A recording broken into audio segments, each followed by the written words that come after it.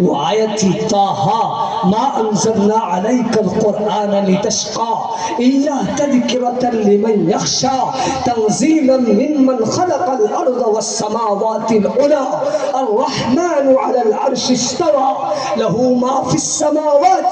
وما في الارض وما بینهما وما تحت الثرى وإن تجهر بالقول فإنه يعلم السر وأخفى الله لا إله إلا هو له الأسماء الحسنى. یہی آیت ہے وہ جس آیت کو سن کر حضرت عمر فاروق رضی اللہ تعالی عنہ کا ایمان کے جذبے میں دل اچھل اور مچل چکا تھا، اور اللہ کے نبی کریم صلی اللہ تعالی علیہ وسلم کے بارگاہ میں آ کر سیدنا عمر فاروق رضی اللہ تعالی عنہ نے ایمان کی صف میں داخل کلمہ طیب لا الہ الا اللہ محمد رسول اللہ صلی اللہ تعالی علیہ وسلم کو پڑھ کے ایمان حاصل کیے تھے. آئیے ہم مل کر عہد کریے مسلمانوں کہ ہر گھر میں ہمارے کم سے کم ایک بچے